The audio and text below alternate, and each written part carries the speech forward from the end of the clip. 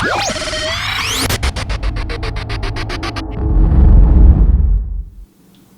you doing? Coach Ryan family from the Viper Pit. Today I've got a back workout for you. It's short, sweet, to the point, but it's very, very challenging. This is a high volume giant set back workout. Basically, I'm stringing together 5 exercises in succession, and I'll go from one to the other with no rest in between sets.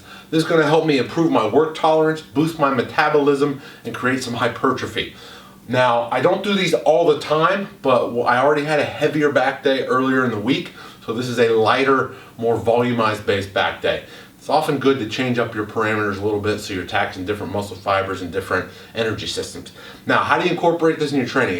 If you're doing it for the first time, I would recommend only 1 to 2 times through the entire series. So you'll go A1 through A5, maybe once or twice.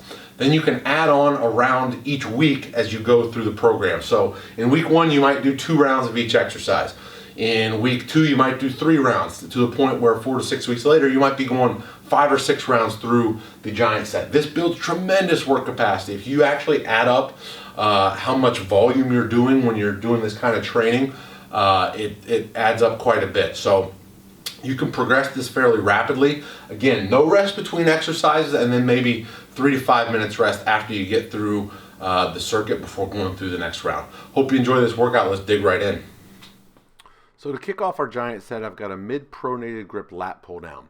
I'm really focusing on scapular depression here, so bringing the shoulder blades into the back pockets and then driving the elbows downward. I'm using a false grip on the handles, which means my thumb's not wrapped around, because that, in my opinion, can help you feel the back a lot better. In this giant set, I'm aiming to feel the maximal contractions to get everything working right. So I'm not going to show you every rep, so we'll move on to the next exercise. Up next is a staggered stance pulley one-arm row.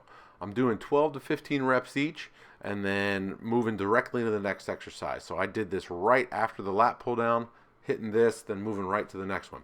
With this one here, I varied the pulley height and the angle of pull with each set that I did. So with every round through the giant set, I varied my elbow position, I varied the position of the lever arm there. Again, this isn't super heavy weight.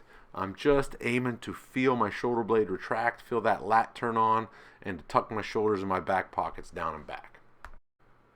After the standing pulley row, I moved into TRX Inverted Rows. Some people call this a recline row. For here, I was just trying to burn out, and you'll notice I vary my hand position a little bit. Some of the reps I'll do with a pronated hand position and my elbows wide. Others I'll go neutral grip or even supinated, as in that instance. Again, we're just trying to hit all different angles, different muscle fibers with this pulling movement. It's going to be good for shoulder health.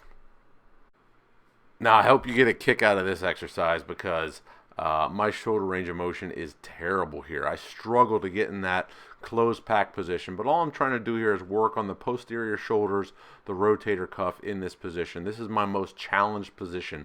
Anything with shoulder elevation is really tough for me, so I'm just trying to get better at it. And then last but not least, again, shoulder elevation, my nemesis. So I'm working on shoulder flexion with a band.